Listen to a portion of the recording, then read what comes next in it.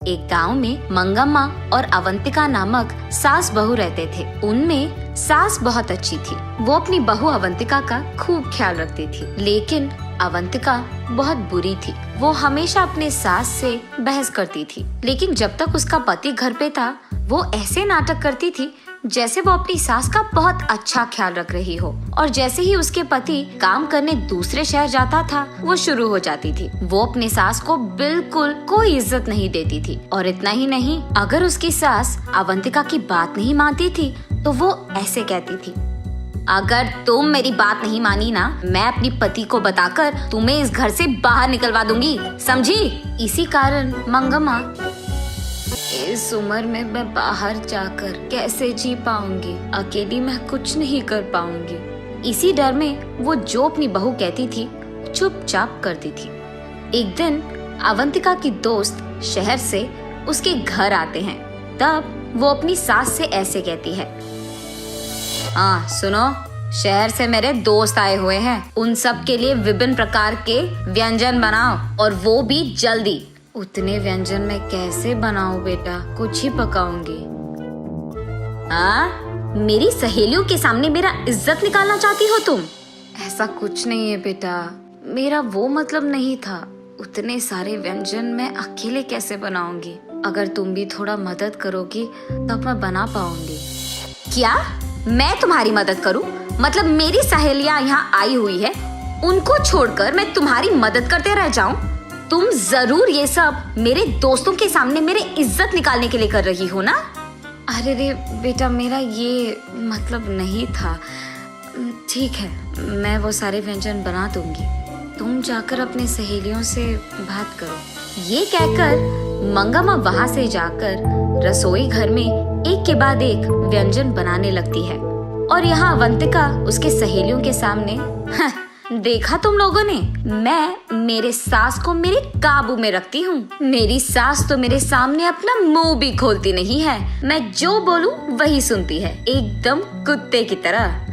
ऐसे वो उसकी सास का मजाक उड़ाती है। उस सारे सहेलियों में से एक उसे देख ऐसे कहती है, अरे सुनो, इस उम्र में अपनी सास को इतना काम देना ठीक नहीं लग रहा मुझे, और वो अकेली इतने सारे काम कैसे करेगी अवंतिका? ऐसे पूछती है। ए तो चुप कर, अगर हम ऐसे नहीं रहेंगे ना तो ये सब हमारी सास ना हमारा फायदा उठाएंगी, हमें उनके काबू में कर लेंगे और उनका कहना हमें मानना होगा।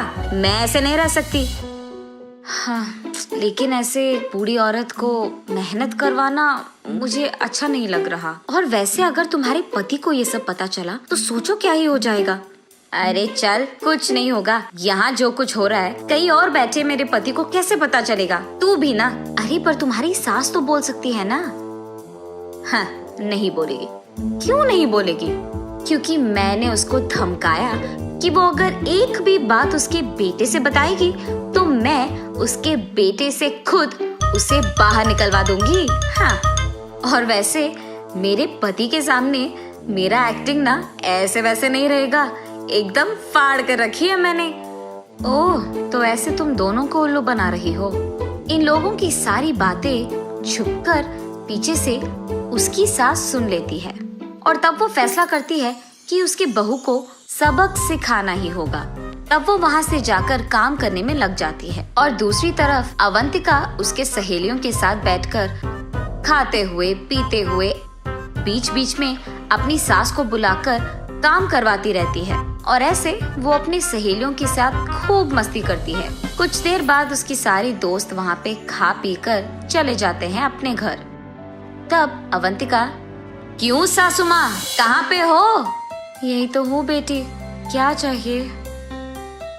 घर में बहुत कचरा है, उस रूम में पड़े हुए गिलास और प्लेट निकाल कर कचरा बाहर फेंक दो और घर पूरा साफ कर दो, समझी?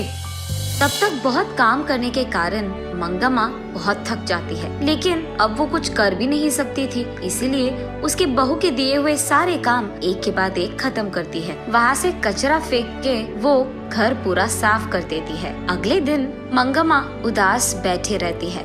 तब पड़ोसी घर की बेटी अमृता वहाँ आकर उससे ऐसे कहती है, दादी दादी, ये लो मिठाई, खाओ ना, आज मेरा जन्मदिन है। ऐसे कहती है।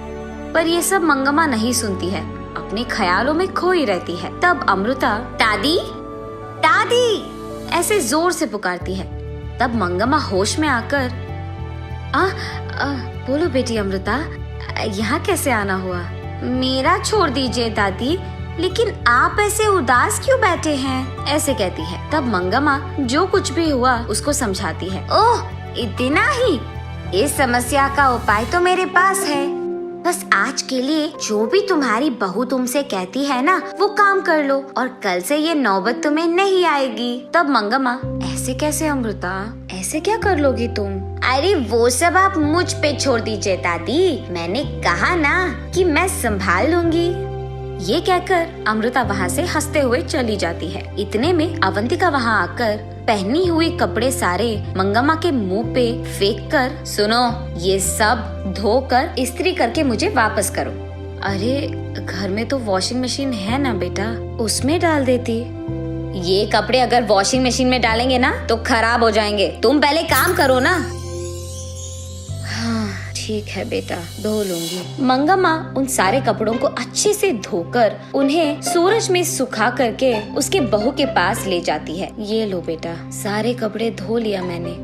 अच्छा, तो फिर कपड़े को तय कौन करेगा? मैं? उनका इस्त्री करके अलमारा में लगा दो। उसकी बहू की बात मानकर वो उन सारे कपड़ों को तय करके उनका इस्त्री करके अलमारा में लगा देती है।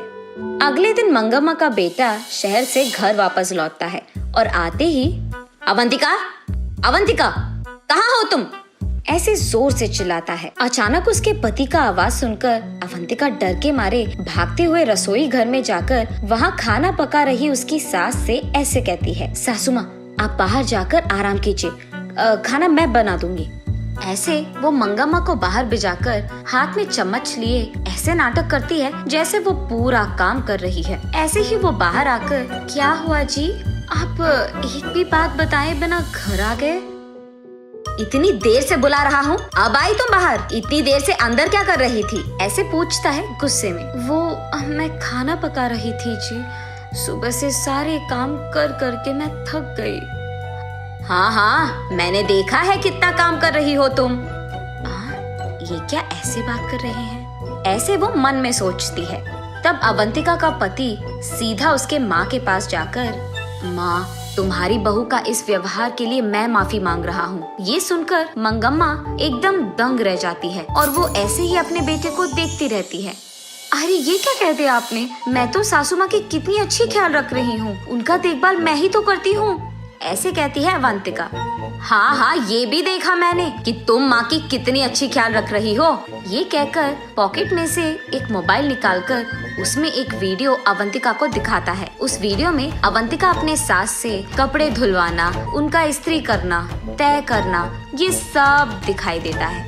ये देख मंगम्मा को समझ आता है कि ये सब अमृता का किया है और ये समझकर वो अपने आप में खुश हो जाती है। मगर दूसरी तरफ अवंतिका को ये नहीं पता चलता है कि ये सब किसने किया है, लेकिन वो अपना गलती मानकर चुपचाप खड़ी रहती है। उसके बाद अपनी गलती का एहसास होने के कारण वो अपनी सास का बहुत अच्छा ख्याल रखने लगती है।